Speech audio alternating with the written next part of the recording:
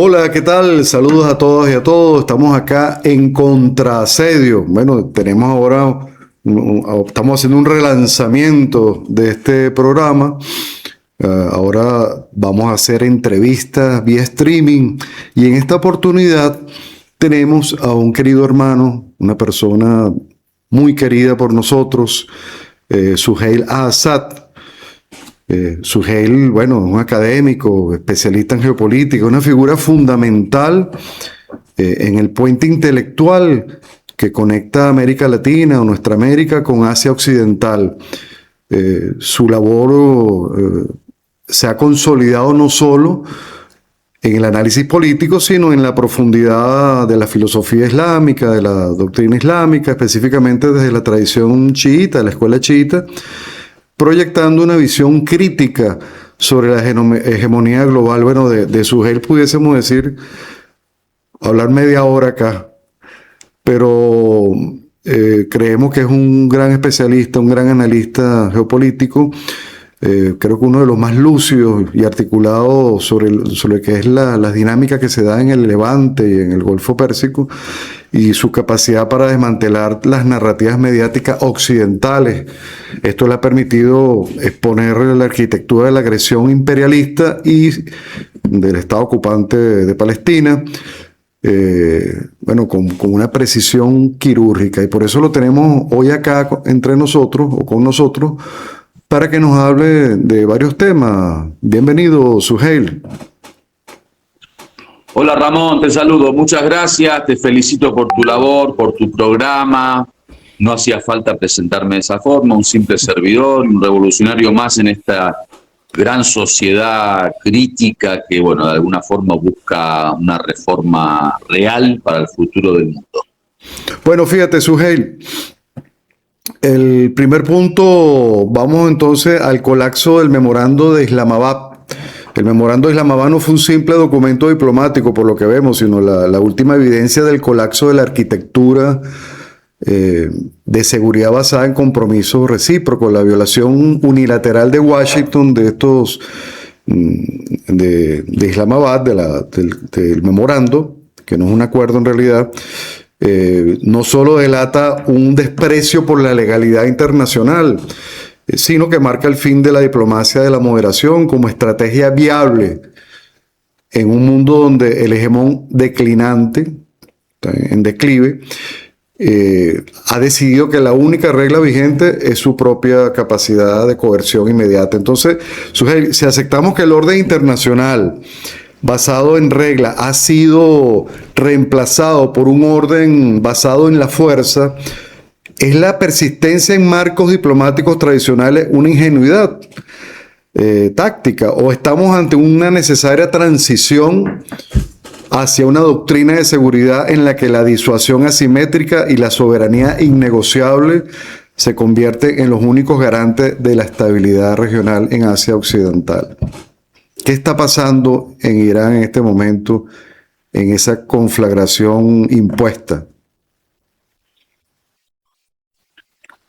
Bueno, yo creo que es importante entender lo que pasa teniendo en cuenta el contexto histórico y el contexto de seguridad de la zona.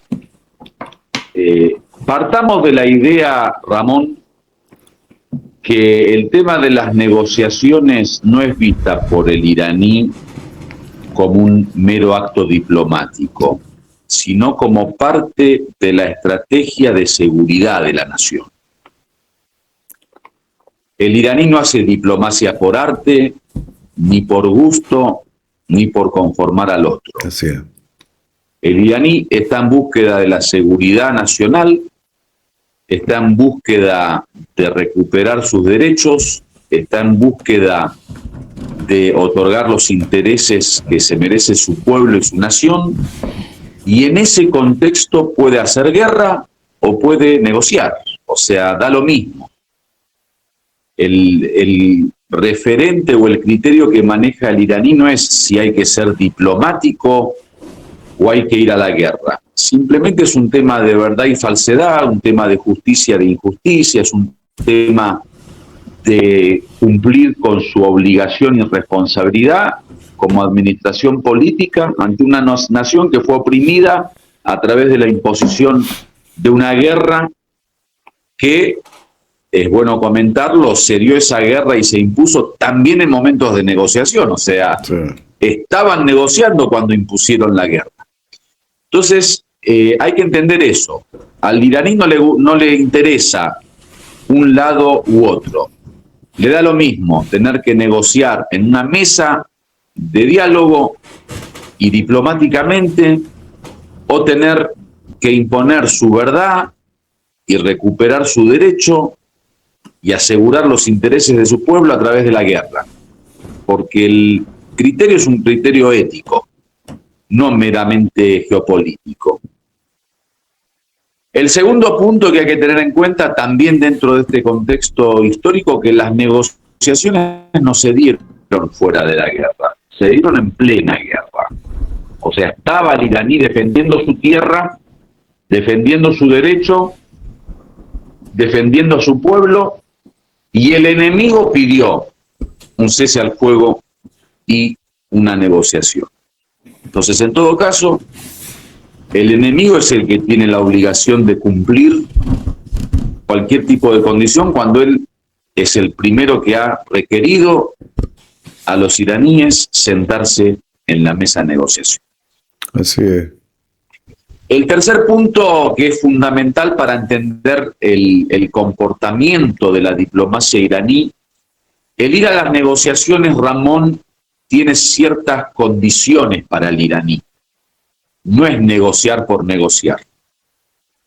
Por ejemplo, una de las condiciones que presenta la República Islámica de Irán es que las negociaciones no deben representar un grado de debilidad de la República Islámica. O sea, no va un Irán vencido o un Irán sometido a negociar para suplicar o para pedir por favor que tengan misericordia.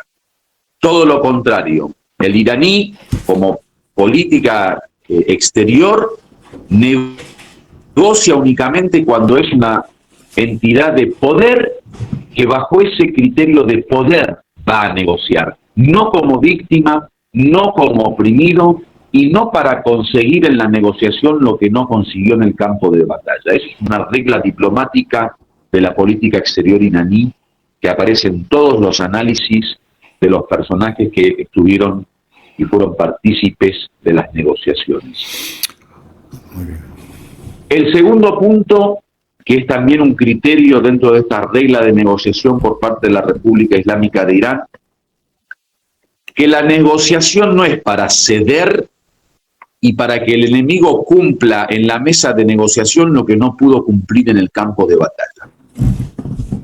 Lo que se tenga que hacer en el campo de batalla se hace, lo que se tenga que recuperar se recupera, lo que se tenga que ganar y que perder se gana y se pierde en el campo de batalla, y en las negociaciones simplemente se anuncia y se difunden las decisiones de la República Islámica de Irán. Por eso Ghalibaf, el actual jefe del Parlamento, dijo: no piensen que vamos a hacer en la mesa de batalla de las negociaciones lo que no pudimos hacer en el campo de batalla.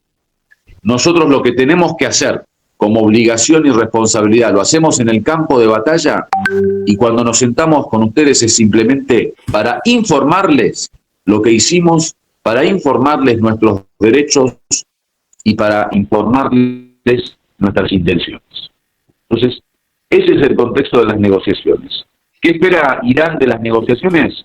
Bueno, puso una serie de condiciones que tienen que ser cumplidas.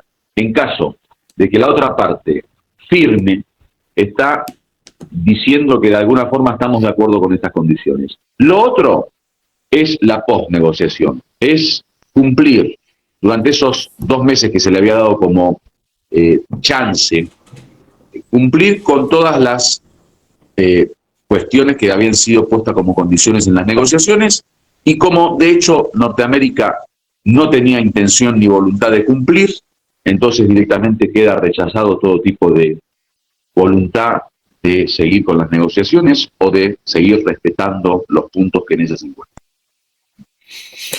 Muy bien, Suheil, totalmente de acuerdo. Y fíjate, en cuanto al estrecho de Hormuz, Suheil, hay una narrativa que quiere imponer Estados Unidos, y es la narrativa de la libertad de navegación. Bueno, y bajo ese discurso se ha apropiado del Canal de Panamá y bueno, y también del Caribe, de alguna manera también lo ha asediado y lo ha secuestrado. Y así es un constructo ideológico, doctrinal, ontológico de Estados Unidos, que oculta la pretensión anglosajona de privatizar los corredores marítimos, estratégico bajo el pretexto de un interés global que no existe. Es decir, se ha forjado Estados Unidos un absurdo, una tesis absurda de que ellos tienen se pueden hacer, se pueden apropiar del estrecho de Hormuz cuando el estrecho de Hormuz es un paso soberano marítimo de Irán desde la antigua Persia hasta el presente. O sea, eso es algo milenario. Bueno, igualmente le quiso cambiar al Golfo de México, colocar el Golfo de América, ¿no? Es decir, Estados Unidos, Trump ha querido apropiarse de los territorios y de los pasos marítimos. Entonces, mientras se invoca esa legalidad para cuestionar el patrullaje iraní, se ignora cínicamente el principio de la integridad territorial soberana, y estamos ante un choque entre el derecho de una nación a proteger sus accesos críticos y la ambición de una talasocracia, digamos, decadente, de proyectar su poder sobre aguas ajenas. Entonces, ¿cómo debe rediseñarse el marco jurídico defensivo del sur global para impugnar eficazmente esta doctrina del mar libre, que en realidad es de control imperial? ¿Y qué precedentes reales existen para deslegitimar la presencia de flotas de proyección estadounidense, europea, etcétera, que lejos de garantizar el comercio actúan como un factor desestabilizador de la soberanía costera iraní? El estrecho de Hormuz, que tantos millones le está haciendo perder a Estados Unidos, ¿no? Adelante. Sí. El estrecho de Hormuz tiene que tomarse en cuenta para poder hacer un análisis justo toda la situación desde antes de la guerra. En primera instancia estamos hablando de un estrecho, Ramón, que durante 47 años después del triunfo de la revolución estaba abierto para el mundo y funcionaba de manera maravillosa. Ni siquiera Irán cobraba ningún tipo de servicio, ni ningún tipo de impuesto, ni ningún tipo de cuestión, y era un estrecho totalmente libre de tránsito y nunca había sido conflictivo. Entonces, en todo caso, lo que quiere conseguir Trump hoy en día es algo que él mismo construyó con sus propias manos. O sea, vos estabas frente a un estrecho de Hormuz totalmente liberado, gratuito y sin conflicto, y vos creaste a través de la imposición de una guerra, de una agresión, y de todo lo que significó la guerra de los 40 días, un nuevo estatus para Hormuz, obligado por la situación que vos mismo impusiste. Entonces, acá el único culpable de todo lo que pasa en Hormuz es aquel que impuso la guerra y aquel que de alguna forma abrió los ojos a los iraníes para que actúen como actúan. El segundo punto, y hablando ya desde el derecho internacional y desde la cuestión legal y legítima, hay varios puntos que tocar. El primer punto es que todo lo que se quiera hablar del derecho, de la ley, de las normas frente al trato que debe recibir el estrecho de Hormuz o cualquier otro tipo de estrecho, es en situación de paz, en situación de seguridad y en situación de normalidad. No en momentos de guerra, Ramón. En momentos de guerra se abre una ley excepcional, se abre una forma de aplicación y de interpretación de la ley y de la norma de forma excepcional, porque estamos en guerra. Hay un tema de seguridad nacional, no es solamente la soberanía nacional, ni siquiera el comercio internacional, ni siquiera el tránsito. estamos en un país donde se le impuso una guerra, se le asesinó al líder, se le asesinó a muchas de las grandes personalidades responsables de la política y de la seguridad, se le asesinó a gran parte digamos, de la población civil, se le destruyó parte de la infraestructura militar, económica, servicio civil, de recursos. Entonces, en momentos de guerra no hay ley internacional que pueda manejar nada, porque es guerra. Entonces, en la guerra, lo primordial es la seguridad, y para establecer seguridad, el iraní tiene todo su derecho de poner la norma que quiera, la forma que quiera y el estilo que quiera, porque se trata de una cuestión de vida o muerte. Entonces, todo lo que quiera hacer el iraní hoy en el estrecho de Hormuz como cuestión de momento conflictivo, de seguridad, de guerra, de ataque, de agresión, está en su total derecho, avalado por el derecho internacional, que, como te dije, no funciona de la misma forma en momentos de guerra que en momentos de paz. El segundo punto o el tercer punto tiene que ver con que el estrecho de Hormuz fue establecida la nueva modalidad de trato operativo, legal, de tránsito, en el tema de impuestos, en el tema de cuál es la ruta a transitar, en el tema de la forma de administración, en las negociaciones. O sea, el memorándum fue claro en todo eso. Hay una nueva etapa para Hormuz, hay una nueva administración, una forma nueva de encarar el tránsito. Irán está en todo su derecho y lo hizo en todo caso a través de un acuerdo con Omán, que es la otra parte también de soberanía de parte del estrecho, y entre ellos acordaron, y en el memorándum eso fue planteado, y el enemigo lo tiene que respetar, si no fuera por cuestiones de derecho internacional, aunque sea por el tema de que firmó un memorándum. Entonces, se vea como se vea, la cuestión está la pelota en la cancha de los norteamericanos. Si quiere cumplir con las condiciones, bienvenido. Si no, Hormuz será cerrado y permanecerá cerrado hasta el día del juicio final, que lo abra el diablo cuando quiera después del día del juicio final. Y sin embargo, Trump sigue diciendo que eso está abierto, y que Trump sigue diciendo que eso está abierto, que vaya, pasen. Cuando las aplicaciones satelitales nos permiten observar que allí no está transitando ningún barco que no sea autorizado por Irán. Entonces, es totalmente desquiciante el discurso de Trump, ¿no? En ese sentido, afirmar cosas que no están ocurriendo en el terreno.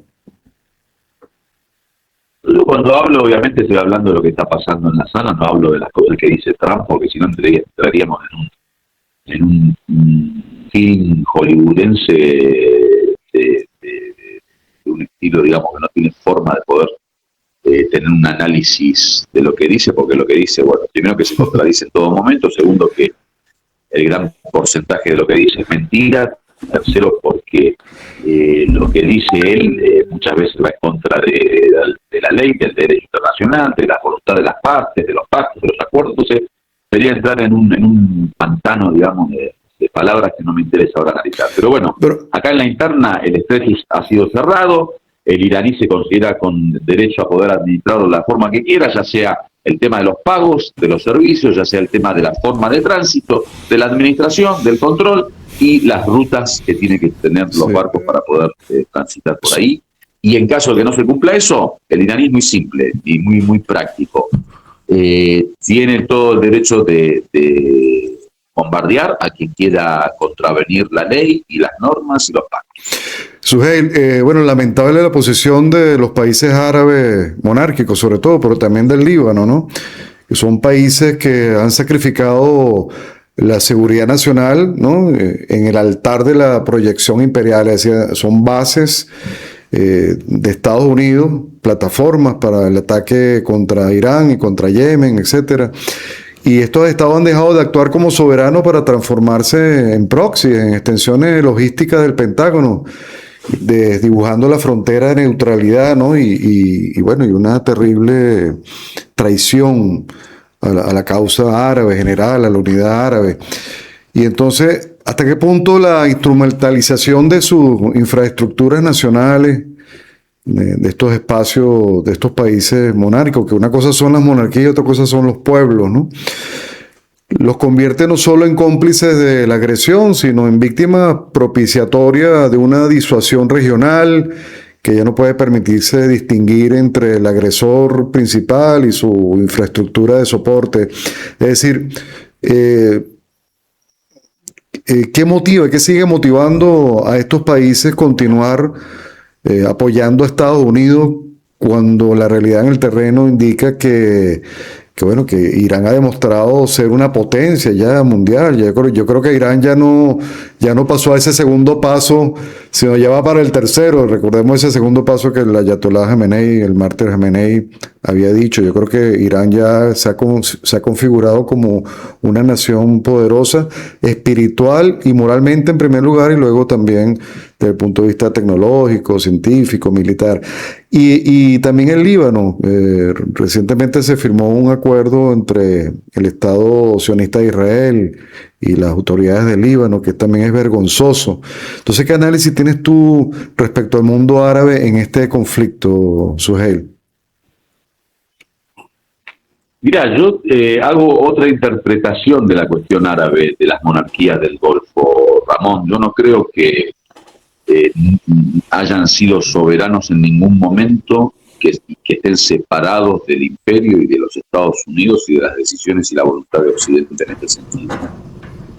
Si uno lee la historia de cómo se construyeron estos países, estas naciones, esto es Norteamérica con turbante árabe, o sea, no son proxies, porque no son independientes ni soberanos, son herramientas, títeres y muñecos puestos ahí por parte del imperio, desde la época del colonialismo inglés, pasando por todas las otras estructuras que Occidente impuso para el Medio Oriente en general y para el Golfo en particular. Los personajes que se transformaron en monarcas, querido Ramón, no tenían la capacidad ni siquiera de administrar a sus camellos, o sea, eran gente del desierto que lo único que conocían de la civilización internacional y del mundo era si el camello tenía una joroba o dos jorobas, o sea, gente que no llega al poder ni por decisión popular, ni por carrera política, ni por arte de administración social. Llegan al poder por imposición de voluntades extranjeras, para ser los gendarmes de los intereses de Occidente en la zona y para poder ser la manguera de petróleo que está dirigida a Occidente para poder saciar la sed petrolera de Occidente. Entonces, yo no hablo ni de proxies, ni de voluntad de querer apoyar o de pactar o de acordar, no, yo hablo del imperio en una manifestación árabe, o sea, eso son estados unidos, pero geográficamente en Medio Oriente o en el Golfo Persa. Claro, pero los pueblos son otra cosa, ¿no? Los pueblos son otra cosa. Los pueblos son otra cosa. Estamos hablando de los gobiernos, de las monarquías. Sí. Los pueblos son otra cosa. Entonces eso por un lado. Por otro lado, el tema del Líbano, no existe acuerdo, porque ese acuerdo es ilegal desde el comienzo, en el sentido que cualquier tipo de relación con el Estado ocupante de Israel necesita de la aprobación del Parlamento, necesita de un acuerdo interno entre las diversas fuerzas políticas y necesita de un montón de venias que no las tuvieron. Eso es un teatro que crearon entre ellos, entre los norteamericanos del gobierno libanés con los israelíes, y que se fueron ahí a hacer una obra de teatro para que la gente aplauda, pero no tienen ningún tipo de valor, ni legal, ni social, ni político. Tratando de legitimar algo que no tiene ningún sentido. No, escuchame una cosa, un país que ha aceptado una resistencia durante más de 30 años como la única opción posible de liberación y de defensa, no puede ir a negociar con el enemigo. O sea, es una estupidez geopolítica histórica lo que está haciendo. Sugel, fíjate, tú estuviste allí, fuiste testigo allí, importante, estuviste allí presente durante los funerales multitudinarios del mártir, el ayatolá Seyed Ali Jamenei, Dios lo tenga a su lado. Y bueno, tú puedes darnos tu testimonio. Yo creo que lo que vimos desde acá, mientras los think tanks, los tanques de pensamiento estadounidenses, sobre todo si no recuerdo mal, la FDD, que es la Fundación para la Democracia, para la defensa de la democracia, quién sabe qué democracia será esa. Ellos decían que nada, que esas 20 millones de personas están todas pagadas o estaban allí temerosas de un castigo, ¿no? Por la tiranía iraní. Entonces, bueno, las agencias de inteligencia occidentales construían metódicamente, a la par que se daban las exequias del mártir, el relato de un Irán al borde de la fractura social. Bueno, es un axioma que se repite hasta el cansancio, ¿no? Para justificar la política de desestabilización. Y bueno, tú te encontrabas allí inmerso en esa realidad de la movilización multitudinaria durante el funeral del mártir Jamenei, lo que yo siempre he dicho, citando Foucault, la voluntad colectiva allí manifiesta en las calles, ¿no? Y bueno, esa unidad que se observó allí, multitudinaria, no solo allí, sino en Irak también. O sea, basándonos en esa experiencia tuya como observador de esa marea humana en el funeral del ayatolá, ¿cómo reconcilia la vivencia de esa unidad nacional inquebrantable con el discurso oficial que se exporta desde Occidente? ¿Y hasta qué punto esa realidad física que tú viste, que atestiguaste allí, invalida de raíz la premisa de un liderazgo debilitado, de un país, de un Estado fallido, sobre la que el imperio ha intentado edificar la estrategia de intervención, Sugel? Mira, yo soy de la idea que el protagonista número uno de esta guerra durante estos más de 3 meses fue la sociedad iraní. O sea, yo participé de las concentraciones populares antes del entierro y del funeral. Desde hace más de 130 días, millones de iraníes pasan la noche en las calles concentrándose para mostrar y manifestar su apoyo incondicional al gobierno. Entonces, el tema no tiene que ver con el funeral, es un movimiento popular que lleva meses y que tiene que ver con una manifestación sincera de un pueblo que se dio cuenta que nadie que quiere liberarlo puede hacer los desastres que hizo el Estado sionista en Norteamérica durante los días de guerra. Pero más allá de eso, y con esto de la propaganda de que le pagan para estar en las calles, bueno, yo vi mucha gente en las calles. Podría, obviamente, ser totalmente normal que venga un gobierno y quiera pagar a alguien para que participe. Lo que sería totalmente ilógico es que además te paguen por derramar lágrimas sinceras. O sea, ¿qué hacemos con los llantos? Un dólar por lágrima. A no ser que sean 20 millones de actores profesionales, y te hablo yo como actor. De lo más difícil en el teatro, Ramón, es sacar lágrimas. O sea, exacto, yo podría reírme como actor sin estar alegre, pero tener un llanto con lágrimas como actor no funciona. O sea, entonces yo creo que es una estupidez que no se la creen ni ellos mismos. Primero porque no habría presupuesto nacional para mantener a 20 millones de personas en las calles durante 10 noches de la forma en que estuvieron. Yo he visto que se terminaba el funeral y la gente seguía en las calles hasta las 3 de la mañana, a las 4 de la mañana. He hecho yo videos para mi canal y lo he mostrado. Claro. Entonces, sería muy injusto tratar al pueblo iraní de esa forma. No, porque además también se decía, Sugel, disculpa, que estaban allí obligados, es decir, que si no participaban y no lloraban, bueno, iban a ser castigados. Hasta ese punto llegaron a se escucharon eso en las redes, en los distintos... No, está bien, se pueden decir muchas cosas. Se pueden decir muchas cosas, Ramón, pero esto es como nosotros decimos el cuento de la buena pipa. Es de no terminar, digamos. Ellos dicen y nosotros decimos. Sí. La diferencia es que el decir sin pruebas y sin estar en el campo, en todo caso sería mucho más cercano a la especulación o a la imaginación que a la descripción. Lo que yo estoy hablando es descripción, lo dijiste bien. Yo estuve en el funeral, o sea, a mí no me lo contó nadie. Y yo no soy iraní como para salir a defender o a atacar. O sea, yo soy un extranjero que vive en Irán y estoy viviendo una realidad que la describo. Ahora, después, bueno, lo que se puede decir muchas cosas, Ramón.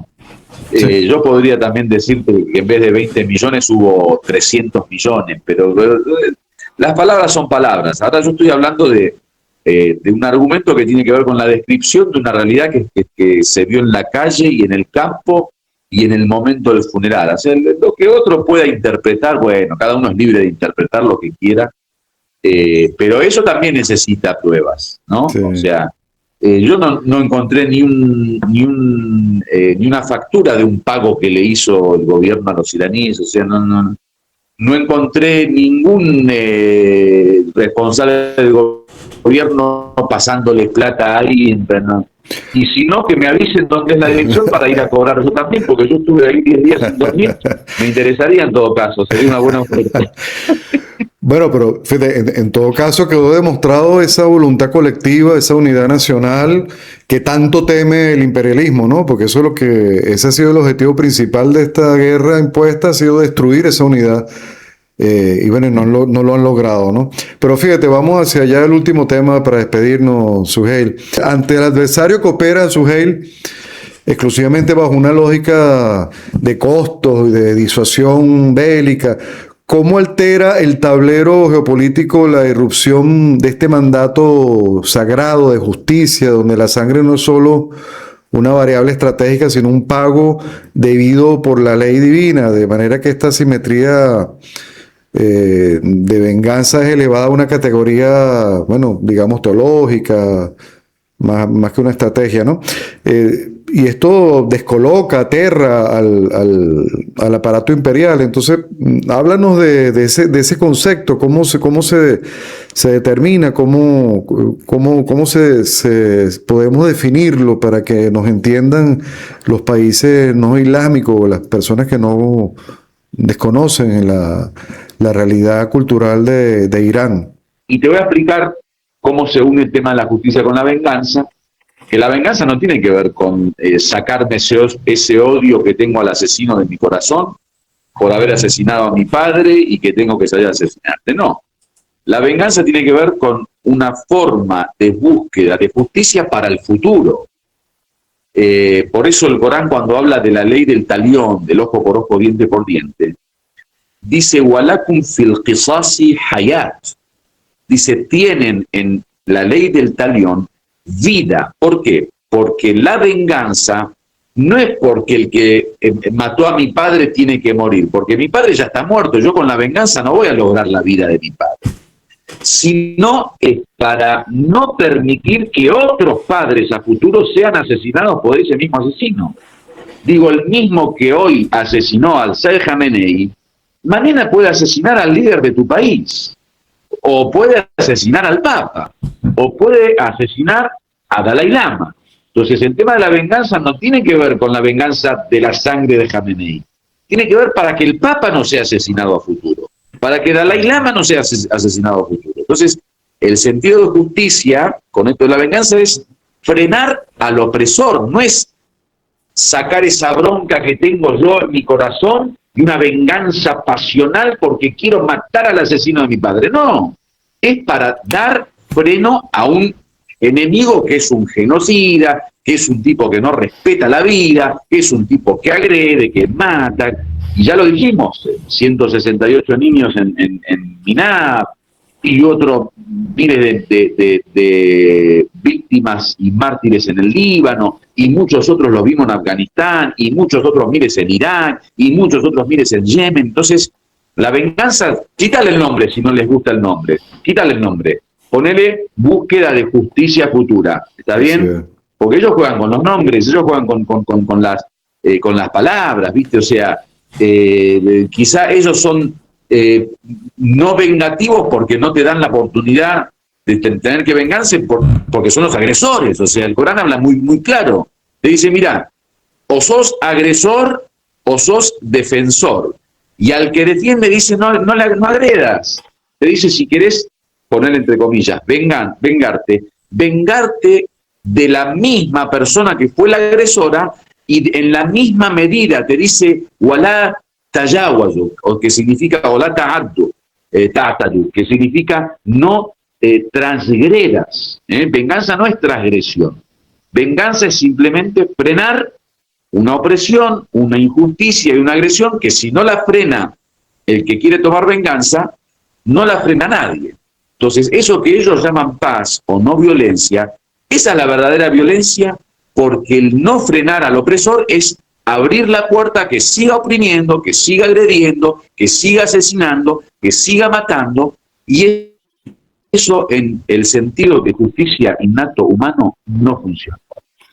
Bueno, Suheil, muchas gracias por participar con nosotros. Excelente tu punto de vista. No, creo que todos hemos quedado claros respecto a los conceptos que hemos abordado acá, y tú siempre fundamentado en la historia, en la verdad histórica, para rebatir todos estos relatos hegemónicos, ¿no? Bueno, Suheil, gracias por participar con nosotros, te agradezco mucho, un gran abrazo desde acá, nos veremos pronto, si Dios quiere. Bueno, Ramón, gracias a vos, te mando un fuerte abrazo y muy buena tu labor, te felicito por toda esta labor tan esclarecedora y por todo lo que estás haciendo por hacer llegar un análisis y una lectura un tanto más justa, ¿no?, de la realidad. Así que un fuerte abrazo para vos y para tu equipo y cuídate mucho. Gracias. Un abrazo.